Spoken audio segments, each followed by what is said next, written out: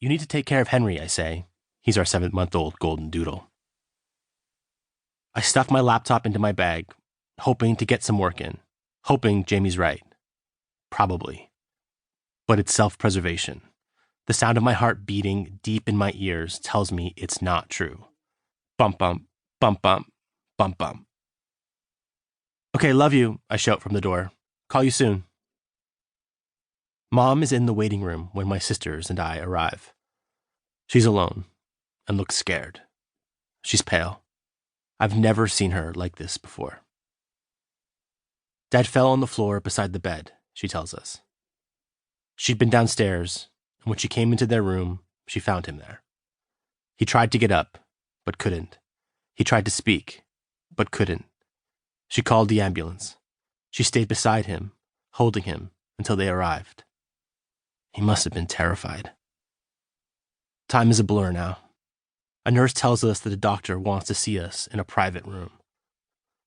Mom used to work in an ER. She shakes her head, squeezes her lips tight, and then her voice breaks.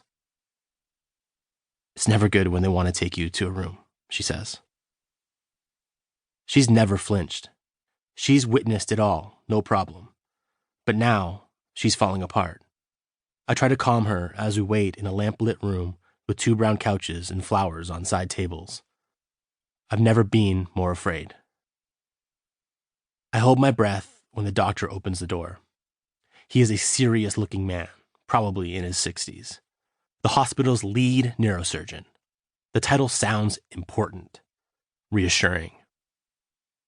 He tells us that Dad is out of surgery and that it has gone well. I breathe quietly, but it feels like a gasp after being held underwater. He suffered a large stroke, the doctor says. They managed to find the problem, and he's stable. But there's no telling what the outcome will be until he wakes up. He seems positive. This is the lead guy. This man knows. There is some swelling around his brain, and that needs to go down, the doctor tells us. Best case scenario, he'll recover well, although he'll probably need some rehabilitation. But the damage could be much worse, and there's a chance the damage could be severe. We won't know until he wakes up, the doctor says again. A nurse takes us out of the bad news room and down a white hallway, through double doors, and into a very serious-looking area filled with beeping machines, blue curtains, and busy people walking around in gowns and masks. I try not to look between the curtains as we pass, but I hear a muffled sob and see hunched figures over a bed. I look at the ceiling. We pass another bed. Then the nurse turns and leads us in. My father lies on his back, eyes closed. There is an oxygen mask on his face, and tiny wires and tubes running from his body into the gray beeping machines beside him. But it looks oddly familiar. For several years, when I was young and scared of everything, I'd often wake up in the middle of the night and rush into my parents' room. I wouldn't be able to fall back to sleep unless I was beside my dad.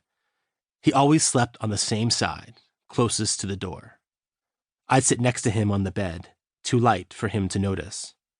I'd watch him breathe, his chest rising and falling with a baritone snore.